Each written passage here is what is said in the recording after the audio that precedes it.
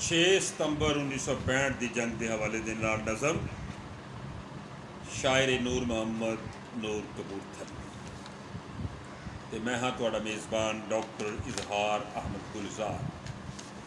ਵਾਘਾ ਲੰਘਦਿਆਂ ਹਿੰਦ ਦੀਆਂ ਜਦੋਂ ਫੌਜਾਂ ਵਾਂਗ ਡਾਕੂਆਂ ਡਾਕੇ ਤੇ ਜੁਟ ਗਈਆਂ, ਅੱਗ ਲਾ ਕੇ ਫੂਕਿਆ ਕੋਠਿਆਂ ਨੂੰ, ਛਾਵਾਂ ਵਾਲੜੇ ਰੁੱਖ ਵੀ ਪੁੱਟ ਗਈਆਂ।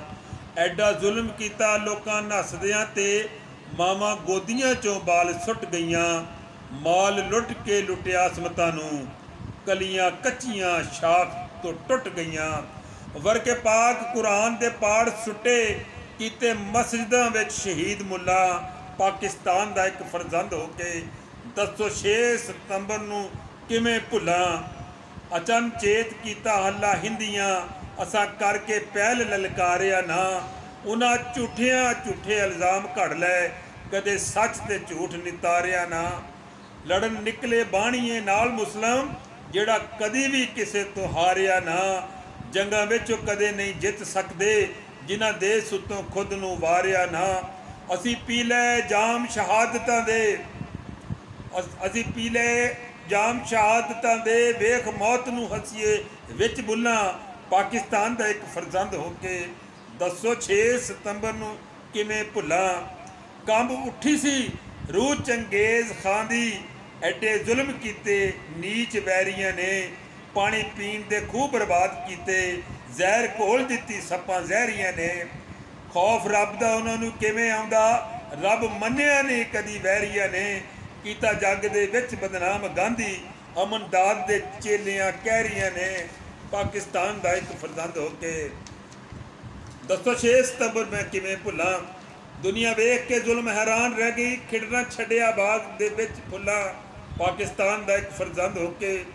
ਦੱਸੋ 6 ਸਤੰਬਰ ਕਿਵੇਂ ਭੁੱਲਾਂ, ਵੈਰੀ ਵੇਖ ਕੇ ਨਿੱਕਾ ਜਿਹਾ ਮੁਲਕ ਸਾਡਾ, ਫੌਜਾਂ ਆਪਣੀਆਂ ਦੇ ਕਟਕ ਚਾੜ ਦਿੱਤੇ। ਤੋਪਾਂ ਲੱਗੀਆਂ ਮੂੰਹ 'ਚੋਂ ਅੱਗ ਸੁੱਟਣ, ਤੋਪਾਂ ਲੱਗੀਆਂ ਮੂੰਹ 'ਚੋਂ ਅੱਗ ਸੁੱਟਣ, ਤਪਸ਼ ਖੂਨ ਜਵਾਨਾਂ ਦੇ ਕਾੜ ਸੁੱਟੇ। ਵਾਅਦੇ ਕੀਤੇ ਸੀ ਨਹਿਰੂ ਨੇ ਦੋਸਤੀ ਦੇ, ਜਿਹੜੇ ਸ਼ਾਸਤਰੀ ਹੋਰਾਂ ਨੇ ਪਾੜ ਦਿੱਤੇ। ਗਾਜ਼ੀਆਂ ਧੱਕੇ ਸਾਡੇ ਗਾਜ਼ੀਆਂ ਧੱਕੇ ਦੁਸ਼ਮਣਾਂ ਨੂੰ, ਜਿੱਥੋਂ ਨਿਕਲੇ ਸੀ ਉੱਥੇ ਵਾੜ ਦਿੱਤੇ। ਵੇਲਾ ਜਦੋਂ ਵੀ ਆਵੇ ਕੁਰਬਾਨੀਆਂ ਦਾ, ਇਨਸ਼ਾਅੱਲਾ ਨਾ ਘੱਟ ਮੈਂ ਕਦੀ ਤੁਲਾਂ, ਪਾਕਿਸਤਾਨ ਦਾ ਇੱਕ ਫਰਜ਼ੰਦ ਹੋ ਕੇ। ਦੱਸੋ 6 ਸਤੰਬਰ ਨੂੰ ਕਿਵੇਂ ਭੁੱਲਾਂ, ਗਾਜ਼ੀ ਨਿਕਲੇ ਸ਼ੇਰ ਜਵਾਨ ਹੋ ਕੇ, ਰੋਕ ਲੈ ਵੈਰੀ ਚੌਥੇ ਮੀਲ ਉੱਤੇ। ਹਵਾ ਬਾਜ਼ਾਂ ਨੂੰ ਰੱਬ ਤੌਫੀਕ ਦਿੱਤੀ, ਚਪਟੇ ਬਾਜ਼ ਦੇ ਵਾਂਗਰਾਂ ਚੀਲ ਉੱਤੇ।